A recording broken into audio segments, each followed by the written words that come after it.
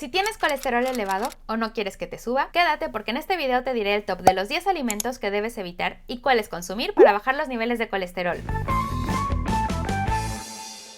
Querida gente saludable, soy la nutrióloga Andrea Ricaño y antes de ponernos a hablar sobre los alimentos, me gustaría que sepas que el colesterol como tal no es malo. De hecho, lo necesitamos para tener una buena función hormonal, para la formación de membranas celulares e incluso para la producción de vitamina D. Es por eso que incluso nuestro propio cuerpo produce colesterol. El problema está cuando los niveles de colesterol se encuentran por arriba de lo normal, ya que pueden acumularse en las paredes de las arterias e incrementar el riesgo de padecer enfermedades cardiovasculares. Los niveles de colesterol pueden subir por varias razones. Por ejemplo, por falta de actividad física, si se consumen sustancias tóxicas como el tabaco o el alcohol, por la edad, por predisposición genética o por una mala alimentación. Así que empezaremos por saber cuáles son los alimentos que se deberían evitar si quieres que los niveles de colesterol disminuyan. Estos alimentos están relacionados con las grasas saturadas. En primer lugar pongo a las carnes, los mariscos, los quesos o lácteos grasos y el huevo, es decir, alimentos de origen animal que de manera natural contienen esta grasa. Su consumo en exceso podría aumentar los niveles de colesterol. Sin embargo, estos no hace falta quitarlos del todo, o sea que puedes seguir comiendo huevo, solo no abusar y preferir carnes magras. En segundo lugar están los alimentos ultraprocesados, como los congelados, bollería o embutidos, que además pueden contener grasas trans, azúcares o harinas refinadas que en conjunto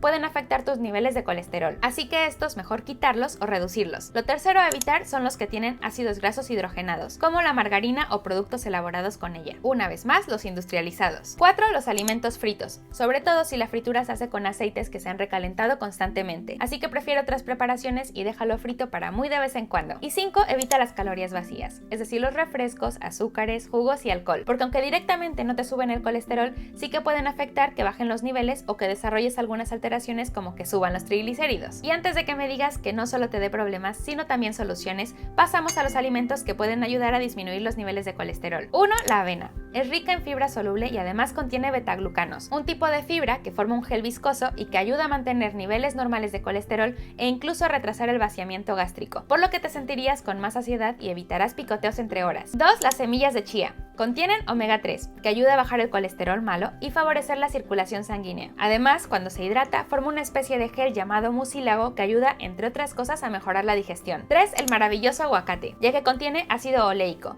que ayuda a aumentar el colesterol bueno y disminuir el malo. Y hablando de ácido oleico, también está presente en el aceite de oliva, así que también es recomendable que lo incluyas en tu dieta. Lo puedes usar para cocinar, evitando las frituras, o bien para aderezar tus platos. El quinto alimento son los pescados azules, como las truchas o el salmón, ya que contienen mayor cantidad de omega 3. Te recomiendo incluirlos en tu alimentación por lo menos un par de veces a la semana. 6. Las legumbres, como los garbanzos, lentejas o frijoles, que nos aportan carbohidratos pero también proteína, y gracias a su fibra pueden ayudar a reducir los niveles de colesterol, así que intenta consumirlos al menos 3 veces por semana. 7. Los frutos secos, como las nueces o almendras, que igualmente contienen omega 3 y fibra. Con un puñito al día es suficiente. Y por último, pero no menos importante, las verduras y vegetales, que sean las reinas de tus platos para que te aporten vitaminas, minerales y fibra. Te ayudarán a tener un mejor sistema inmune, a tener un peso saludable y por supuesto a prevenir que tengas niveles elevados de colesterol. Además de eso, te recuerdo que es recomendable tener una dieta personalizada. Si estás interesado en tener una consulta conmigo, tienes información en quierounadieta.com. Y si quieres que te mande este video con un ejemplo de menú para bajar el colesterol y triglicéridos, déjame una carita en los comentarios